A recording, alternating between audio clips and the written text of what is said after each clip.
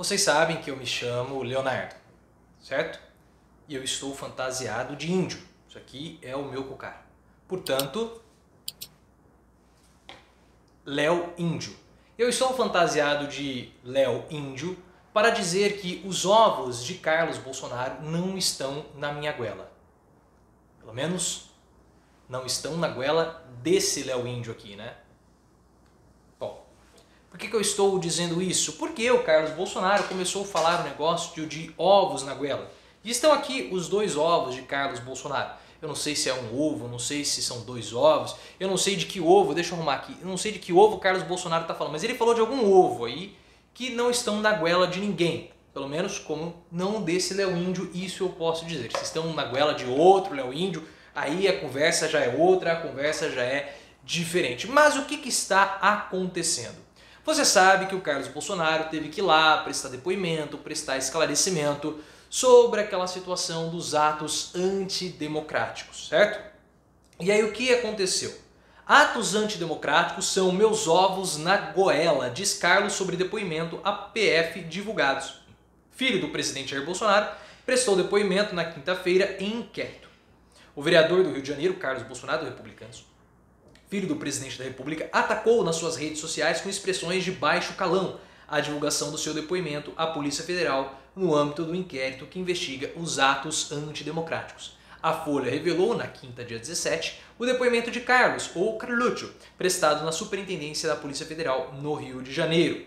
Na ocasião, o chamado 02 de Bolsonaro disse não ser covarde ou canalha a ponto de utilizar robôs e omitir essa informação. O que está acontecendo, pessoal? Nós sabemos que o Carluccio, ele é, aparentemente, deixa eu só trazer um pouquinho para cá para melhorar o enquadramento. Isso, aí. Fiquei brincando de índio, né? De Forte Apache, de Cepete Araju ou de Peri, também prefiro o Peri. Mas enfim, o Carluccio, ele é acusado de ser o mandante daquele chamado Gabinete do Ódio, de ser o chefe do Gabinete do Ódio, que é aquele gabinete que fica ao lado do gabinete da Presidência da República, responsável por atacar figuras da República ou outros políticos inimigos de Bolsonaro. Carluccio e o Eduardo Bananinha, o 03, o 0 à esquerda, eles eram os responsáveis por comandar esse gabinete. Quem falou isso foi a Joyce, outras pessoas também como Frota, e eles articulavam junto com outros assessores os ataques virtuais.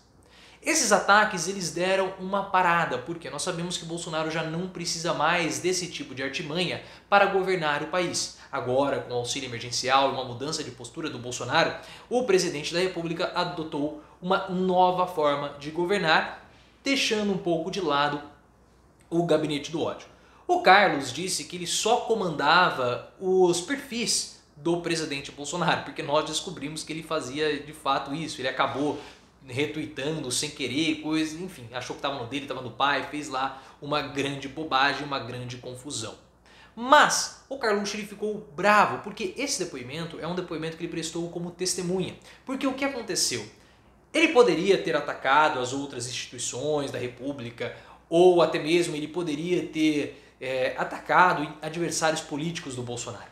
O problema é que esses movimentos incentivados pelo Carlos Bolsonaro e financiados sabe-se lá por quem, começaram a patrocinar atos antidemocráticos. E isso pode, na condição somente de gabinete do ódio, atacando a Joyce, atacando Frota, o que poderia acontecer era um processo por danos morais.